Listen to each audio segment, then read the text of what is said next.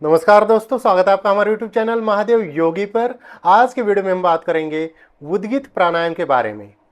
जिनको भी नींद नहीं आती, अनिद्रा की समस्या है, उनके लिए प्राणायाम रामबाण माना जाता है। बहुत ही उपयोगी प्राणायाम है अनिद्रा की समस्या में। इसके अलावा यह प्राणायाम नर्वस सिस्टम के लिए बहुत बेस्ट है। जिनका भी ब्लड प्रेशर हाई रहता है, उनके लिए भी ये प्राणायाम बहुत ही लाभदायक है। जो मानसिक रोगी है, तनाव, टेंशन, डिप्रेशन में बहुत ज़्यादा रहते हैं, दुखी बहुत ज़्यादा रहते हैं, उन लोगों के लिए उद्गीत प्राणायाम बहुत ही उपयोगी है। जो किसी भी काम पे फोकस नहीं कर पाते, मन बहुत ज़्यादा विचलित रहता है, चंचल रहता है, एक जगह टिकते ही नहीं है, मन में कई सारे सवाल आते, ख्याल आते, डर लगता है, कोई डिसीजन नहीं ले पाते, ऐसी समस्या में उद्गीत प्राणायाम बहुत ही लाभदायक प्राणायाम है। इस प्राणायाम के अभ्यास से आपका नर्वस सिस्टम जो है वो सुचारू रूप से कार्य करने लगता है। आपकी पिनियल ग्लैंड्स और जो है पिट्यूटरी ग्लैंड्स सुचारू रूप से कार्य करने लगती है। इस प्राणायाम को करने के लिए बहुत सरल सिंपल विधि है। आपको क्या करना है, जमीन के ऊपर दरी कंबल या योगा मैट बिछाकर, सबसे बेस्ट है जो लोग पद्मासन लगा सकते हैं पद्मासन लगाकर बैठिए। जो लोग पद्मासन नहीं लगा सकते वह अर्ध पद्मासन में भी बैठ सकते हैं।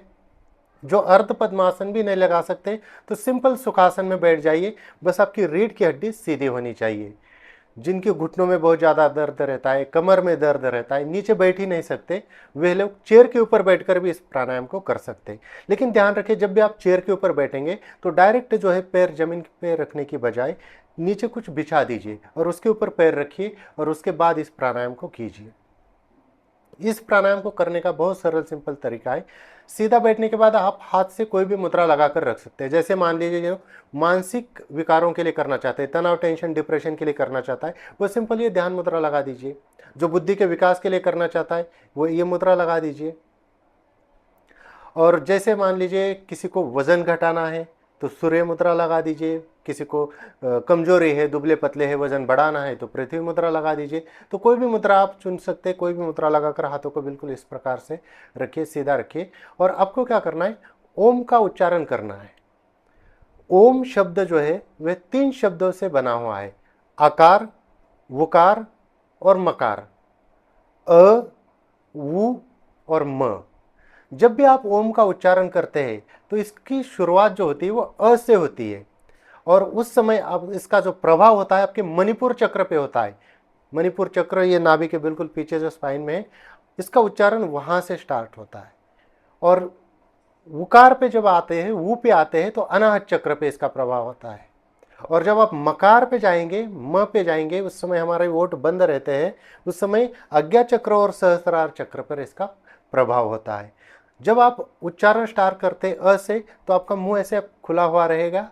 जब ऊ पे आते हैं तो मुंह थोड़ा सा ऐसे गोल सा बन जाता है। और जब मकार पे जाते हैं, अंतिम चरण में जाते हैं, तब आपके ओठ बंद हो जाते हैं और जो ध्वनि है वह नाक से निकलने लगती है।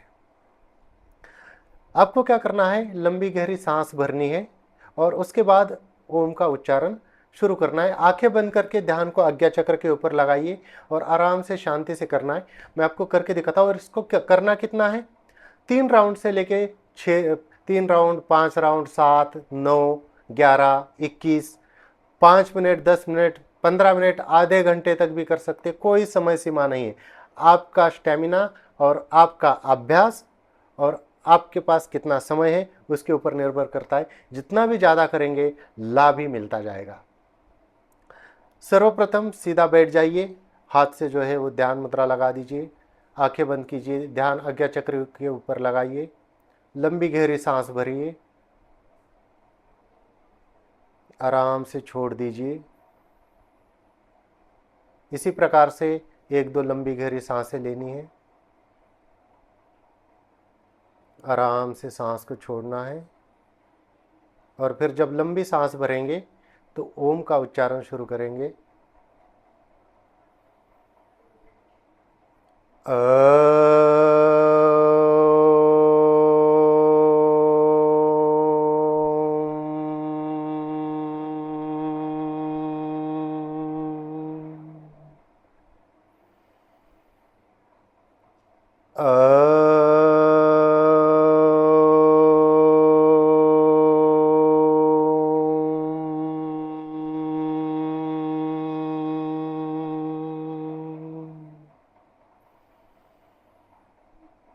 इस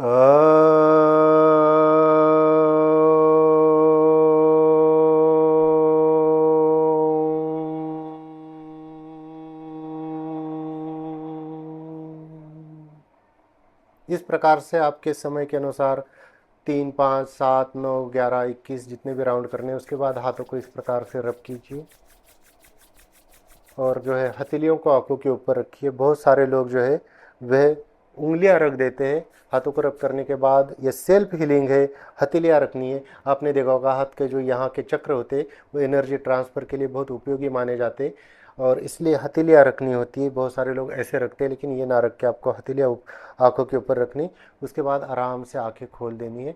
तो आपके समय के अनुसार आप इसको जितना मर्जी ज़्यादा कर सकते हैं।